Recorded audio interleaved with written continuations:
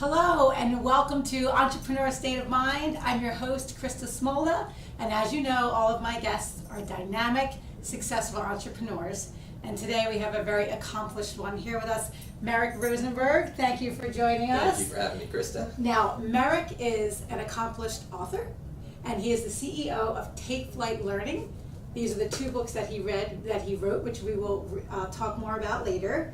But Merrick, with all my guests, I think there's so much value in hearing your story because most entrepreneurs didn't start out that way. So take some time and just share with us your story into entrepreneurship. Sure. Well, I initially had worked as a management consultant, and I was working with people and restructuring organizational workflow and processes, and it did not take very long to realize that you could change the process and you can change the systems, but these people aren't getting along. Their managers aren't leading. They don't work together well. There's a ton of drama. And I went back and got an MBA in organizational behavior and discovered team building back in 1991 when it was the beginning of the team building world. Yes. And thought I could do this, and started a team building company called Team Builders Plus. And didn't take very long to discover personality styles as part of my team building adventure, and started teaching people about how they work together, understanding their style. Over time, that really evolved, and wrote some books, The Chameleon and Taking Flight, about teaching people how to understand their own style, how to relate to people, and that has allowed me to just have a lot of fun going into organizations and teaching people how to create a great culture, and teaching managers how to lead, and teaching people how to communicate more effectively. And it's it really just impacts their lives, so it's been really powerful. It doesn't just impact their life at work either, right? Understanding people and how to get along could be applied outside of work as well. Yeah. Once you understand your style, you realize that you're impacting the people that are around you. And whether you learn about this stuff in the workplace, you bring it home. I always say if there's one topic you're going to go home and you're going to talk to your family about, it's personality style. No matter how good safety training is, you don't go home and say to your spouse at the kitchen table during dinner, I had the best safety training today. But you might go home and say, I learned about personality styles, and this is my style, and I think you're this style, and this is why we always do this, and this is why we clash, and this is why we get along, and it helps them to understand their relationship. Completely. So when did you make that jump from, how far into your career job before you left the team building and went and did your own thing in team building? Well, I discovered team building while I was in grad school. Worked for a team building company for a couple years, gone from being a consultant back to being an intern at a team building company. There were only a handful of team building companies in the whole United States at the time. And I thought, I want to learn about this. And what I discovered very quickly was, one, I loved it. And two, this was the most dysfunctional company that I'd ever seen. And thought to myself, if they can be this successful and this dysfunctional, I could do that. Right. and right out of grad school, after working for them for a couple of years, I started a team building company. It was one of those things where they didn't expect you to have 20 years worth of team building experience because nobody did. Right. It was right at the beginning of the career. And so, we grew the business, and Team Builders Plus is grown to be one of the largest team building companies in the U.S. today. So did you start out with just one employee, Merrick Rosenberg? I started the company with Jeff Backal. We met in grad school. We met at Drexel. Okay. It was actually a fun experience where he was working on his degree in sales and marketing, and I was working on more of the organizational behavior side. Perfect. And he started, we met, I started learning about this, we really connected, and we felt like this might be something we want to do. So every class that we took, he would take a marketing class, and it would be like, let's create marketing materials for a team building company. I would take another class, and I'd say, let's create a business plan for a team building company. So when we graduated, we went to Drexel University. When we graduated, we had everything in place. We each put $2,000 into a bank account and then just never added a penny since then. We just organically grew the business with all of the knowledge of the professors, and I think they appreciated it. They gave us the Alumni Entrepreneurs of the Year a few years ago when they heard that story, that we had used their program to create this business. I know of other students that came out of Drexel that did the same thing. Yeah, it was. We had such a great time doing it, and we knew we had that option of this. If we don't think this is going to work, we'll go get jobs. But we graduated and we felt like we could do it. So how do you, as a recent grad, it was your experience. I know that team building, it was new, so it helped you, but how do you even go into a company and say, you guys should do this? Yeah, it's not really about what you're doing, it was more about value. It was more about what are they going to get out of what you're doing. Yes. And that was a time where people were really starting to talk about the culture they were creating and the environment. I think back when my father, when he was working, and there were days where he came home and he said, "Oh, my boss," or "Boy, what a day." And that really has changed. If you look fast forward to today, you have millennials who are out there, and if they don't like the work environment and they don't like their manager or their coworkers, they're going to leave. And you know what's going to happen is people are going to look at them and they're going to say, "Oh, millennials, they don't stick around. They leave quickly." Well, you know what? They don't if they love the work environment and they love the people they work with. And that was the beginning of, even though it weren't millennials back then, it was Gen X, but that was the beginning of really looking at the culture and the environment. And so team building wasn't as hard of a sell then because people were beginning to realize you have to create a great culture. Right. And you go into a company and you say, "Hey, if you let me come in here, this is going to happen," right? And people were looking to have a fun experience. And they were looking to have fun. They were looking to improve communication. You go into any company, and today if you do an engagement survey and you have them rate all the aspects of their environment, I can just tell you, I can say, look, you can save a lot of time, money, and energy. Communication is going to be your number one issue, and it has always been the number one issue. And back then, as it is true today, if you say, look, we're going to take a look at how you're communicating with each other, how you're coming across, and how you're working together, who doesn't want that? It's like counseling. Yeah, from a team perspective. Yes, exactly. I mean, and I will tell you this, whoever does not have some kind of a therapist or a counselor, you need to have one, right? Or you need to have Merrick. Yeah, you need, and in business, it's having a coach. Even the most successful CEOs have coaches. Even the most successful, you take someone in golf, the most successful golfers have coaches. They have people, or any sport. Most people will say, Michael Jordan will tell you, he didn't get as good as he became in basketball because he did it alone. He goes back to that high school coach that really helped him, and that's true in business too. Yeah. Okay, well, Merrick, thank you for telling us a little bit more about you and how you got here. Right now, we're going to take a commercial break, and then I want to really get back into these books when we come back. Great. Stay tuned. Hello and welcome back to Entrepreneur State of Mind. I'm Krista Smolda, your host, and we are here with a wonderful guest, Merrick Rosenberg. He is the author of these two books, Taking Flight and The Chameleon. So we learned about you as an individual and how you got into entrepreneurship, but what I really want to do is talk about these books now, and specifically this one first, Taking Flight. Can you kind of tell me what Taking Flight does? Absolutely. So people have been talking about personality styles literally for thousands of years. You can go back to Aristotle and the Chinese elements, and they've been around for a long time. But my challenge was we were teaching people about personality. We were using a model called the DISC system, D-I-S-C.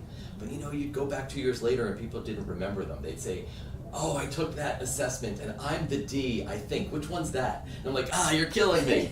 If you can't remember it, you can't be using it. Right. And so I wanted to teach it in a way that was fun and was different. And I had this vision of teaching this through story. And the idea was that if I can connect these 4 styles to 4 birds, something very easy and accessible, people would remember it. So if I say to you, what is a D?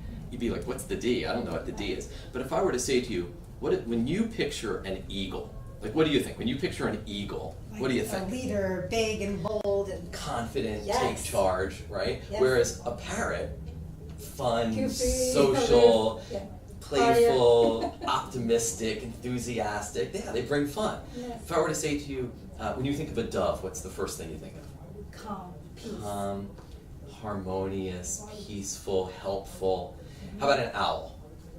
Curious, always asking questions. Oh, questioning, detail-oriented, accurate, logical. Yes. Here's the thing. You already can tell me about the 4 birds. And if they're intuitive today, they're going to be intuitive 5 years from now. Yes. So the first book, Taking Flight, is one fable that teaches, and you get to see the 4 birds in the forest, teaches the 4 styles in a way that is just fun and it's accessible, and teaches you about yourself and how you are relating to the people around you. Yes. So I want you to talk about, we have the birds here with us. We do. So show us the can show birds. you. We got an eagle. So we've got our eagle friend here, and eagles are take charge. They're results driven, they are confident. Sometimes the challenge is they can be too blunt or too direct, which can offend people, Yes. but they make things happen. Okay. Then we've got our owl, we'll do the parrot next. Our parrot is fun and social and enthusiastic. Sometimes their challenge is time management. Time can slip away from them because it's always now. Like, when do you want to do it? How about now? It's all good. It'll work out. Don't worry. They're very optimistic, sometimes maybe unrealistic. Okay. Then we have the dove, and doves are caring and harmonious and compassionate. Sometimes the challenge for them is, while the eagle can become aggressive, the dove can sometimes be too passive, and they're waiting for things to happen. Yes. And so you can see that sometimes when we overuse our strengths can become our greatest weakness. Yes. And as with the owl, they want things to be right, they're quality driven, they're logical, and they're accurate. Turn the dial up on the owl and overuse those strengths, they become overly perfectionistic. They can't make a decision because they want it to be so perfect. Yes. So what we want to teach people is that you've got these 4 birds and they can drive your success. But if you overuse your strength, it can become your weakness. Yes.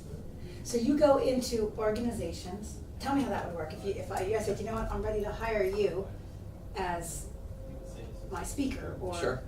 So sometimes I'll speak at conferences and events for people. Sometimes we'll bring Take Flight Learning, which is my organization, into a company, and we'll run training programs, 15 to 20 people at a time, half day, full day, where it teaches them not just about the 4 birds, but it teaches them how to be flexible and adaptable. How are they communicating to people? We often impose our personality on people. There's a great George Carlin quote. He said, "Everyone driving slower than me is an idiot, and Yes. everyone driving faster than me is a maniac." Yeah. Right? Because we think our way's the right way. Yes. And so impose that on others.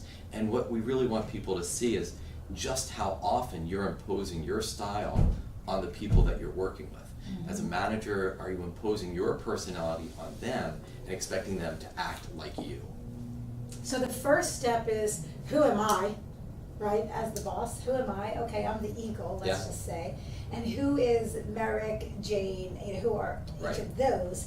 And then, so once we can identify who our employees are, I suppose, right, then you show us how to get along with all the birds. Yeah, so let's say you're a leader and you're delegating work to someone and you recognize that you are the parrot.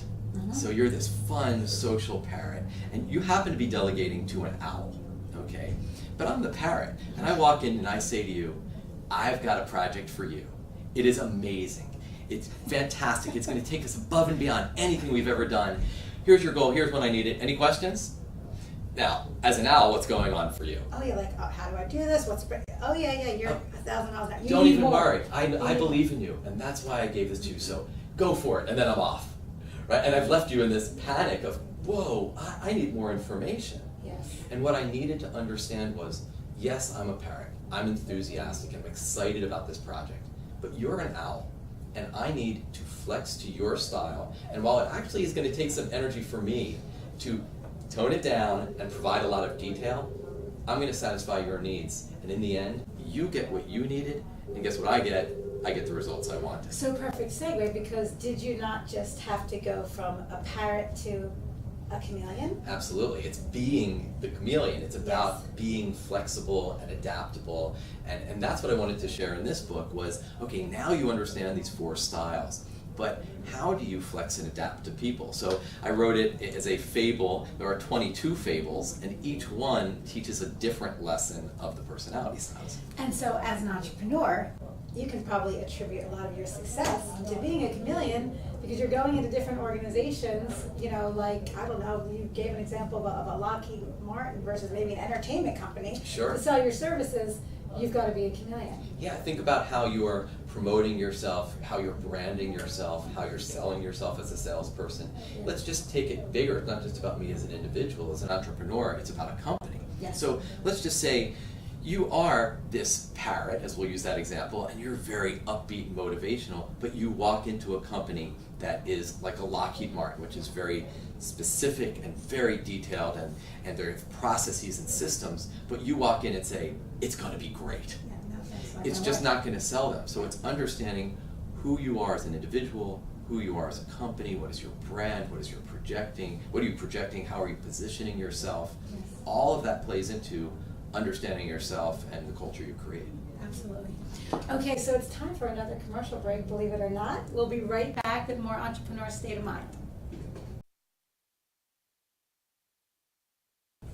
Hi, and welcome back to Entrepreneur State of Mind. I'm Krista Smolda, and I'm here with our awesome guest today, Merrick Rosenberg. He's the CEO of Take Flight Learning and the author of these 2 books. And we talked about these 2 books and kind of what you do. But you work probably with and help a lot of leaders, because there are leaders out there that are just kind of going about their way with their own style. So do you have some examples or stories of how you've been able to help leaders actually apply what you teach them? Sure. So let's take a topic like, how do you provide feedback to people? You know, most people don't quit companies, they quit their manager. Yes. And when you take a look at, well, why are you leaving your manager? One of the biggest complaints is that I just don't get enough feedback. And I actually have a belief, I have a theory, that we get more feedback than we think we do, but it's given in the wrong style, and it's as if we're not even getting it. So it's kind of like you're in a restaurant in a foreign country, in this little cafe, and nobody speaks English, except this one couple over here. And who are the only people you hear in that entire restaurant? Yeah. It's that one couple, because they're triggering your hardwiring. So when we give feedback, I have to trigger your hardwiring, so I'm giving it to you in a way that you can hear it. So, for example, let's say I'm giving feedback, that project we delegated a little while ago, the parrot delegating to an owl. Yes. And you did an amazing job. It's fantastic. And I want to come give you feedback. So I walk into your office and I say, you were amazing. Killed it! Killed it. Knocked it out of the park. Woohoo! Amazing passion and energy and enthusiasm. Keep up the great work. And I leave and I'm thinking, I just did a great job. Now, if you're the owl, what are you thinking about that? Well, okay, so I'm gonna guess. Okay, like, where did I do really good? Where did you think I wasn't as good? Absolutely. How can I improve next time? Yeah. Yeah, you wanted specifics. Overanalyzing, yeah. Because I gave you parrot feedback. Yes. And if I'm driving home and I got that parrot feedback as a parrot, it's like rewind, play. I'm thinking, wow, he likes me, right? Like, Yeah. that was great. I'm feeling good from that enthusiastic feedback. So that's what the parrot wants, but the owl needs specific detail. If I were giving feedback to a dove, it's just about sincerity. I might say, I want to thank you for the job you did on that project. You really made a difference for the team and for our customers. Thank you.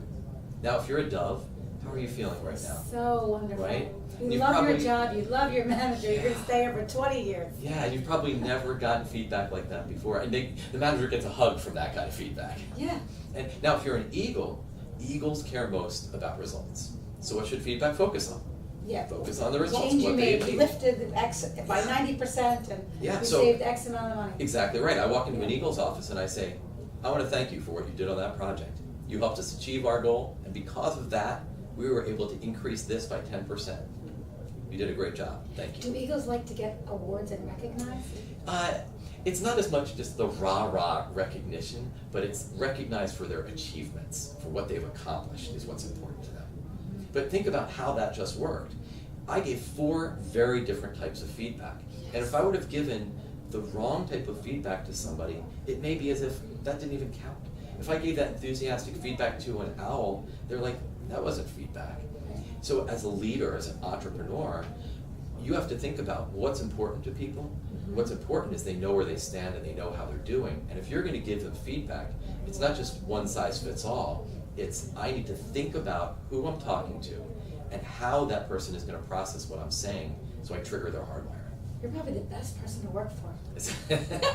We try to create a great environment. We actually just won one of the best places to work in Philadelphia. We were awarded that. How many just found out employees last do you week. have in your organization? So we have 15 full-time employees, and then we have over 200 certified trainers around the country. Oh, wow.